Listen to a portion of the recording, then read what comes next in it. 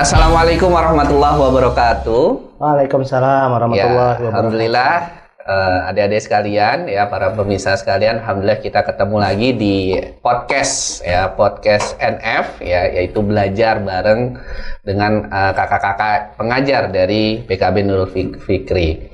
Nah, hari ini insya Allah kita akan masuk ke satu pelajaran yang mungkin bagi sebagian besar kalian juga udah ditunggu-tunggu nih, terutama mungkin buat anak-anak soshum ya atau IPS, atau bisa dikatakan anak-anak yang istilahnya suka dengan hal-hal yang berbau sosial gitu ya, insya Allah. Jadi hari ini kita akan belajar ya sambil mendengarkan ya beberapa hal dari salah satu pengajar favorit Nurul Fikri untuk bidang studi sejarah ya. Jadi hari ini kita akan belajar lewat podcast bidang studi sejarah, insya Allah. Nah, kali ini kakak nggak bakal ngomong sendirian nih, insya Allah ya. Karena kakak nggak jago juga sejarah gitu. Nah, hari ini kita akan mendengarkan ya sebuah pemaparan nanti mungkin kalau kalian juga ada pertanyaan-pertanyaan nanti bisa di chat di kolom ya mengenai pelajaran sejarah gitu ya. Nah, hari ini kakak di depan kakak sudah ada Kak Adi ya, Kak Adi. Halo, assalamualaikum. Waalaikumsalam warahmatullahi wabarakatuh. Jadi Kak Adi ini ya salah satu pengajar bidang studi sejarah gitu ya di BKB Nurul Fikri. Kak Adi, gimana kabarnya, sehat? Alhamdulillah sehat Kak Fahri. Terima kasih udah diundang di sini bisa berbagi sharing dengan adik-adik sekalian. Ya, baik.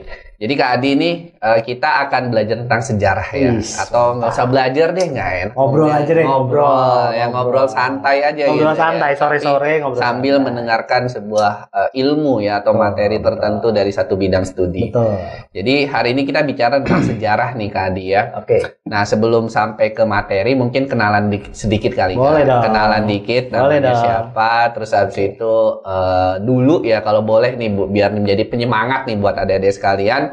Dulu kuliahnya di mana, jurusan apa gitu ya. Silakan Kak Adi. Oke. Assalamualaikum warahmatullahi wabarakatuh. Adik-adik sekalian, perkenalkan nama kakak Adi, lengkapnya Adi Sostronegoro. Kakak bergabung dengan Nurul Fikri cukup lama ya, 2007 gitu. Jadi saya baru lulus SMA ya. SMA ya. Jadi menginjak tahun ke-15, gitu, awal 2007. Jadi menginjak tahun ke-15. Nah, kakak kuliah di Universitas Negeri Jakarta, UNJ. Ngambil waktu itu jurusannya masih pendidikan sejarah, masih jurusan. Pas sekarang udah program studi. Program studi. Dulu ada jurusan, ada program studi. Iya. Mas sekarang jadi satu, gitu. Program studi pendidikan sejarah di UNJ di ya. UNJ. Universitas Negeri Jakarta. Itu di daerah Rawamangun. Betul gitu. Sekali kan. Rawamangun, Jakarta Timur. Baik. Nah, Kak Adi kalau boleh tahu nih, kenapa sih dulu itu memilih jurusan pendidikan sejarah ya? Iya, ya, betul. Silakan Adi. Kenapa kira-kira dulu memilih pendidikan sejarah? Jadi sebenarnya awalnya jadi cerita nggak apa-apa ya, namanya juga ngobrol. Namanya juga ngobrol. Jadi awal sebenarnya nggak berniat ngambil sejarah. Oh, gitu. Jadi bahkan tadinya niatnya ngambil ke Fakultas Hukum. Siap. Fakultas Hukum, sempat ikut PMDK dan dapet tuh di salah satu kampus gitu kan. Itu di Jogja. Di Jogja. Di negeri. PMDK tuh SNMPTN. Betul. Dulu namanya PMDK. Betul. Saya juga dapat dulu PMDK. Tapi nggak saya ambil juga. Nggak saya ambil juga. Karena satu dan lain hal, masalah uang sih ya gitu, nggak bisa ke sana gitu. Karena waktu itu posisi kakak saya mau wisuda dan saya harus masuk dan bapak udah pensiun tuh. Nah, udah akhirnya nggak memungkinkan lah. Iya. Kemudian masuklah Bimbel Nurul Fikri jadi siswa gitu. Nah, di Bimbel Nurul Fikri itu mendapat pencerahan tuh. Iya. Gitu, mendapat pencerahan gitu. Nah, kenapa kemudian akhirnya berpikir milih sejarah? Awalnya berawal dari melihat guru sejarah yang bikin ngantuk. Masya Allah. Hampir semua guru sejarah saya, guru sejarah kakak nih, tuh bikin ngantuk semua Kak Fahri. Oh siap. Wah, bikin ngantuk. Sampai kita dulu bikin jokes tuh. Sejarah itu ilmu pasti. Ilmu pasti bosen dan ilmu pasti ngantuk gitu. Karena gurunya ngajarnya gitu-gitu aja kan, kronologi segala macam. Pasti adik-adik juga banyak yang berpikir begitu kan? Iya. Gitu. Saya pun juga. Nah, ya kan membosankan, ngantuk. Tapi kalau kita nonton film yang bernuansa sejarah misalnya, udah kita datang ke museum, kita ngeliatin satu barang misalnya, itu pikiran kita bisa kemana-mana tuh. Tentang satu peristiwa gitu kan. Bahkan sebenarnya yang bermasalah itu bukanlah sejarahnya berarti. Yang bikin membosankan itu bukan sejarahnya. Apanya tuh yang orang yang menceritakan, gurunya. Nah, guru sejarah. Nah, pertanyaannya adalah apakah semuanya kalau misalnya nggak ada orang yang mau jadi volunteer jadi guru sejarah, ya sejarah akan terus begitu. Gitu kan mikirnya. Sejarah akan begitu terus, akan dipersepsikan membosankan, jenuh, bete dan seterusnya. Iya. Gitu kan. Nggak enak lah belajar sejarah, ngapain sih gitu kan. Masa lalu biarlah berlalu kan gitu ya. Iya. Nah, akhirnya terpikir bahwa kenapa nggak ngambil sejarah gitu kan, atau pendidikan sejarah waktu itu. Nah, maka dicobalah untuk ngambil gitu. Ya, mungkin banyak penentangan juga gitu kan. Pertama pertanyaan terbesarnya adalah mau kerja di mana kan gitu kan. Mau kerja di mana, dulu nggak kepikiran kerja di NF gitu kan. Pikiran mau kerja di mana dan seterusnya gitu kan. Tapi ya udah gitu, bismillah aja gitu kan, dan akhirnya masuk ke sejarah dan ternyata persepsinya berubah total. Oh, ternyata sejarah itu nggak seperti itu. Benar-benar tidak membosankan sama sekali. Gitu. Itu seperti sebuah mystery box gitu ya. Mystery box ketika kita buka satu persatu elemennya, kita akan edik gitu loh, akan ketagihan, terus akan cari terus, gali terus. Nah, itulah sejarah gitu kan. Dan dari hal-hal yang sebenarnya apa ya? Dan dalam hidup kita pun juga nggak lepas dari sejarah. Misal nih, ya kan, kita berada di sini kan nggak lepas dari apa yang dilakukan oleh orang tua kita dulu. Gitu. Nah, itu kan berarti udah menunjukkan adanya sebuah pola pikir. Dan apa yang terjadi hari ini itu kan terjadi efek kemarin. Apa yang kita lakukan hari ini efek besok. Gitu. Akan begitu seterusnya. Nah, maka menunjukkan bahwa sebenarnya pola pikir sejarah atau pola pikir historis itu ada dalam kehidupan kita, kata Fahri. Nah, itulah yang membuat akhirnya masuklah ke sana dan kemudian berusaha untuk menamatkan gitu kan, kuliah gitu kan, meskipun agak molor 5 tahun gitu kan. Sama gitu. Kali saya juga. Nah, 5 tahun molor, nah karena waktu itu bayarannya masih murah gitu kan, nah akhirnya jadi udah nggak apa-apa deh 5 tahun gitu. Akhirnya sampai berhasil lulus dengan skripsi yang juga historis juga. Baik. Gitu. Jadi kayak begitu tuh Kak Fahri gambarannya kenapa kuliah di sejarah gitu. Jadi intinya sebenarnya dulu nggak kepikiran untuk mengambil sejarah, tapi ternyata setelah masuk ke dalam sejarah, ke pendidikan sejarah itu sendiri, ngerasa ada sesuatu yang berbeda gitu kan ya. Ada insight yang berbeda. Oke. Berarti tadi kan ada apa ya, saya dibilang bahwa sejarah itu berhubungan dengan kejadian masa lalu dan apa yang akan terjadi pada masa depan gitu ya. Betul. Nah, cuman kalau boleh dispesifikan lagi, kira-kira kita itu kalau belajar sejarah itu sebenarnya belajar apa sih? Gitu. Belajar waktu kah? Belajar peristiwa kah? Belajar orang kah? Atau bagaimana gitu Kak Adi? Iya. Sebenarnya yang kita pelajari adalah tindakan orang tertentu ya, nggak semua orang. Ada yang waktu kakak kuliah di sejarah ini ada yang bilang ngapain belajar sejarah, kakek gue juga ngerti sejarah dia gitu. Ya, itu mah bukan sejarah gitu kan ya. Itu ya cuman gambaran hidupnya dia aja. Betul. Nah, jadi yang dipelajari di sejarah itu ya yang pertama adalah kita mempelajari tentang peristiwa. Yang pertama ya gitu, belajar tentang peristiwa, bagaimana peristiwa itu terjadi. Gak mungkin peristiwa itu terjadi tanpa adanya hubungan dari peristiwa yang lain. Betul. Gitu. Misalnya sambil contoh gini nih Kak Fahri. Negara kita sekarang lagi gencar nih melakukan perlawanan terhadap korupsi misalnya. Korupsi kan musuh bersama ya, musuh bersama bangsa ini. Betul. Ternyata kalau kita belajar sejarah, salah satu faktor penyebab runtuhnya VOC itu juga dari korupsi. Berarti kan apa yang korupsi yang terjadi sekarang mengakar itu udah lama gitu terjadi. Bukan 1-2 tahun aja gitu kan, itu udah lama. Nah, berarti itu menunjukkan disitulah sisi-sisi menarik ya dari sejarah gitu kan. Nah, itu yang dipelajari. Itu kemudian peristiwa tentang orang juga, tapi bukan orang dalam artian per individu, tapi kita gali misalnya Soekarno nih, sosok Soekarno.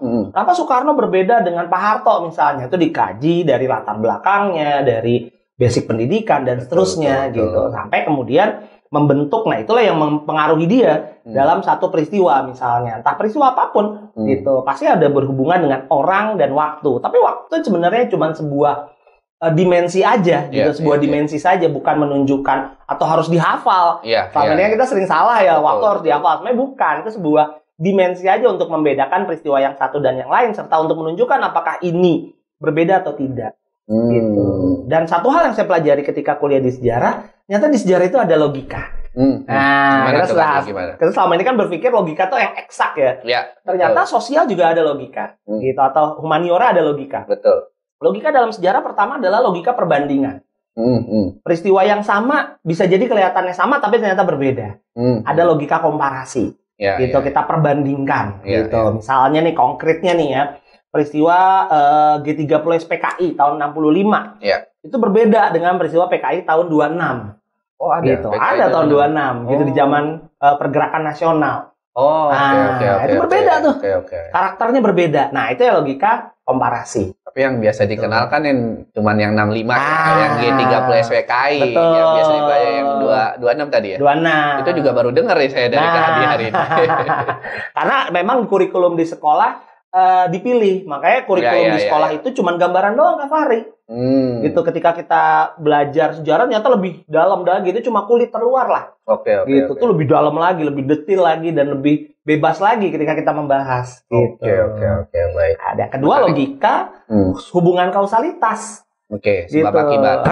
Segala sesuatu tuh nggak mungkin terjadi tanpa ada yang latar belakanginya. Nah, di situ permainannya itu doang sebenarnya. Baik. Sehingga itu bisa kita gunakan nih, gitu, dalam kehidupan kita. Kalau kita mau masuk surga, nah, kita harus melakukan sesuatu yang baik, karena surga itu kan nanti kan. Nah, kita lakukan dari sekarang. Kalau masuk PTN, ya kita belajar dari sekarang. Ikut Bimbel Nurul Fikri salah satunya. Itu dia ya, promosi. Insight-nya itu. Siap. Baik. Oke, jadi itu ya kalau secara umum ya sejarah itu sendiri. Nah, sekarang kan kalau dalam tataran aplikatif nih ya, saya mau ambil satu contoh aja Kak Adi ya. Boleh. Kita baru saja dengar ya, biasanya berhubungan dengan kejadian nih di fenomena yang terjadi di masyarakat saat ini, seperti perang. Oh iya, betul. Itu kan biasanya sering banget dipelajari di sejarah. Saya ingat banget ada perang ini, perang ini gitu kan, tahun sekian dan sudah. Perang di Ponorogo itu Bada Isya. Biasanya itu jadi lelucon kan. 18 Bada Isya pada Maghrib 18.30. 18.25 sampai 18.30. 18.25 sampai 18.30 gitu kan ya. 5 menit ya. Nah, betul 5 menit. Jadi perang nih ya, kan kita tahu nih sekarang baru terjadi, nggak tahu saya menyebutnya itu perang apa enggak gitu, invasi gitu ya, dari Ukraina, Rusia ke Ukraina. Betul. Kalau dilihat dari sudut pandang sejarahnya nih Kak, kita nggak bicara politiknya nih ya, itu bisa nggak sih kita masukin gitu kan mengenai satu fenomena tertentu dengan kita pandang dari sudut pandang sejarahnya tuh gimana tuh Kak Adi? Oh, bisa banget. Gimana tuh? Seperti yang tadi Kakak bilang bahwa ketika Rusia melakukan serangan ke Ukraina, itu yang sekarang terjadi ya tahun 2022, itu bukan peristiwa yang baru ininya. Artinya itu udah terjadi. Disebabkan karena peristiwa yang lalu. Yang saya ambil contoh ya Kak. Jadi tahun 2014 juga ada. Itu perang Crimea namanya. Perang di semenanjung Crimea. Nah, itu Crimea itu nama semenanjung di sekitaran Ukraina. Nah, itu juga sama, diperebutkan juga oleh Rusia. Gitu. Dan kalau kita tarik mundur ke belakang lagi sama. Tahun 1800-an ya, tahun 1700-an itu ada perang juga. Itu perang Krim namanya. Itu juga sama, melibatkan Rusia juga. Gitu. Jadi artinya permusuhan yang terjadi atau invasi antara Rusia dengan Ukraina tuh bukan terjadi sekarang. Karena kita hidup sekarang aja baru kita baca gitu kan. Betul. Nah, padahal kalau kita, itu dia fungsi sejarah juga sebagai recorder. Gitu. Jadi kita buka, ternyata udah pernah terjadi tuh sebelumnya. Gitu. Jadi itu bukan sesuatu hal yang baru gitu loh. Dan itu menjadi sebuah menjadi sebuah rangkaian dalam sejarah. Bagaimana Rusia tidak bisa melepas bahasa anak sekarang mantannya gitu kan, karena Ukraina adalah mantannya. Negara bagiannya kan, negara bagian yang dia nggak bisa melepaskan sehingga membina orang-orang yang anti pemerintah di sana. Kayak gitu modelnya sehingga terjadi. Ya kalau dalam konteks sejarah, peristiwa yang terjadi sekarang itu bisa jadi sudah terjadi lama sebelumnya. Gitu. Dan peristiwa yang terjadi sekarang nih bisa jadi akan terjadi dengan pola yang sama di itu, tahun berikutnya. Itu saya pernah dengar tuh dari dosen sejarah saya sama dosen guru sejarah juga pernah ngomong gitu. Jadi sejarah itu merupakan salah satunya adalah peristiwa yang berulang, mungkin saja terjadi di masa depan gitu kan ya, kira-kira gitu kan. Gitu. Makanya sebagai recorder. Betul sekali ya. Jadi kayak gitu ya Kak Ade. Nah, oke, sekarang gini, langsung ke yang sifatnya lebih spesifik ke belajar nih kira-kira. Belajar sejarah. Siap. Itu apa sih yang mesti kita persiapan atau apa yang mesti kita lakukan nih untuk belajar sejarah nih biar dalam tanda kutip kita bisa gitu loh materi-materi sejarah. Yang pertama niat dulu Kak Fahri. Siap. Karena kalau udah nggak berniat, udah males, udah susah. Iya. Ya kan udah mager lah gitu kan. Mager ngapa-ngapain udah susah. Apapun pelajarannya nggak akan bisa. Iya. Yang kedua ikhlasin diri aja, ngalir aja. Ngalir. Nah, udah dulu modal baru masuk. Nah, tipsnya kalau untuk UTBK nih misalnya, kalau untuk hal yang sederhana UTBK atau untuk menjawab soal hal yang pragmatis gitu kan, ya udah cuma tinggal pahami aja kalimatnya, kemudian ada keywordnya, dicari keywordnya. Kalau di modelnya ABCDE, ya tinggal kita persempit aja tuh pilihannya, kita eliminasi karena memilih satu di antara dua kan lebih mudah daripada milih satu di antara 5. Tinggal kita eliminasi, tinggal kita pilih deh. Nah, kayak begitu. Tapi kalau untuk kuliah misalnya, adik-adik misalnya ada yang tertarik kuliah di jurusan sejarah, yang pertama ya emang harus baca. Itu yang pertama. Gitu. Dalam agama kita, dalam Islam juga di perintah pertama kan baca. Gitu. Iqra kan kayak gitu. Betul. Nah, jadi emang harus baca. Kemudian harus baca. Kalau kakak biasanya dulu baca buku, suka ditulis tuh sampingnya. Ditulis kesimpulan. Nah, kesimpulan dikit aja dari tiap paragraf. Nah, baru habis gitu bikin catatan, bikin tulisan. Nah, kalau dulu kan belum ada blog ya. Gitu. Kalau sekarang kan udah ada blog, udah bisa bikin video gitu kan, bisa bikin vlog gitu. Betul. Nah, di YouTube banyak banget tuh channel-channel. Gitu. Jadi kalau orang males baca misalnya dengerin aja. Gitu, channel-channel dan udah banyak medianya. Di Instagram juga banyak, gitu. Di YouTube juga udah banyak. Jadi kayak gitu. Jadi yang penting pertama itu tadi niat dan merasa bahwa menggandrungi addicted gitu kan. Ketika kita sudah addicted, ya sudah kita akan terus mencari. Betul. Gitu. Jadi kalau misalnya ada adik-adik yang ngerasa kayaknya seru deh ini belajar sejarah, nggak apa-apa, ikutin aja, lanjutin aja. Gak usah kepikiran apapun misalnya, udah lepas aja. Mau kuliah, apakah nanti kuliah di sejarah atau tidak? Kalau emang hobi, jalanin aja. Gitu. Karena media pembelajarannya banyak. Ya, biasanya tuh yang sering ini kan, ini gimana sih Kak cara ngafalin gitu loh, ngafalin sejarah kan banyak tuh. Betul. Itu gimana tuh tips triknya tuh? Kalau ngafalin sebenarnya susah ya, ngafalin sejarah sama aja kayak orang bahasa Inggris ngafalin kamus. Gitu kan nggak mungkin. Kita belajar bahasa Inggris ngafalin kamus kan nggak akan mungkin gitu. Karena saking banyaknya. Betul. Nah, caranya gimana biar apal sendiri? Nah, cara yang paling enak adalah ngajarin orang lain. Gitu. Cara paling enak adalah ngajarin orang lain. Selain dapat pahala, gitu ya. Kan dapat pahala tuh, kita tutor sebaya gitu. Gue mau cerita deh sama lo deh, misalnya gitu ya. Besti, gue mau cerita dong Besti misalnya, kan? Ceritain aja sama temennya, ya kan? Nah, ceritain sama circle-annya, ternyata sama temennya hal-hal yang bersifat keilmuan, selain hal-hal yang bersifat selain keilmuan gitu ya, ceritain aja, nanti juga lama-lama akan hafal sendiri. Gitu. Betul. Ya kan lama-lama akan nempel sendiri. Gitu. Kan begitu kan polanya, repetisi. Gitu. Betul itu ya. Oke Kak Adi, ini makin menarik nih sebenarnya ya, sebenarnya pembahasan sejarah. Sebenarnya kalau dikulik-kulik lagi dulu kan, ya saya juga walaupun bukan kuliah sejarah, tapi ada hubungannya dengan sejarah. Jadi kalau di FIB di Fakultas Ilmu Budaya itu juga ada materi sejarahnya gitu kan, sejarah satu negara yang memang saya pelajari gitu kan, dan memang kalau saya pribadi memang merasa sejarah itu sesuatu yang penting nggak penting sebenarnya karena memang kalau untuk mengetahui bagaimana kehidupan seseorang lalu dijadikan pelajaran itu dari sejarah banyak banget yang bisa kita ambil gitu kan.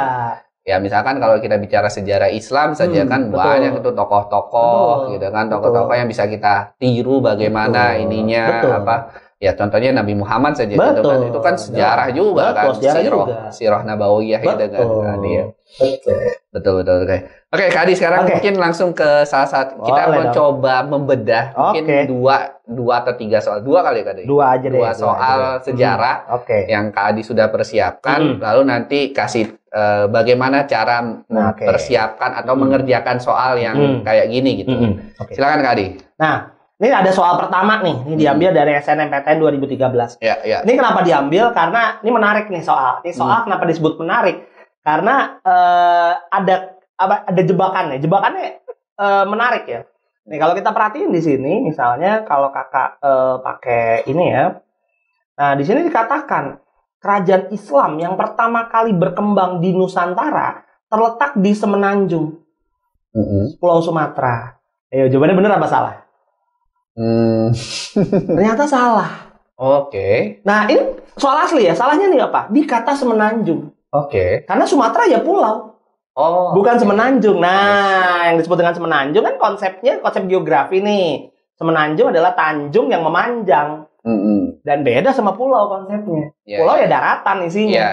Nah, berarti dari sini menunjukkan bahwa belajar sejarah itu nggak cukup hanya belajar sejarah, tapi juga harus memahami konsep geografi, konsep ekonomi, konsep sosiologi, konsep politik. Nah, itu jadi konsep budaya juga termasuk. Itu menjadi sebuah satu kesatuan. Jadi ini soal sederhana, tapi yang dia uji adalah pemahaman tentang pengetahuan geografi mendasar.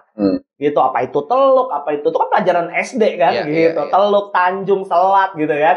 Nah, itu adik-adik ditantang nih sama pembuat soal gitu kan ya. Tantang pembuat soal saat itu bahwa ini paham nggak adik-adik nih hal yang sederhana, dan teliti nggak membacanya. Gitu, teliti nggak, kalau nggak teliti pasti akan jawab benar.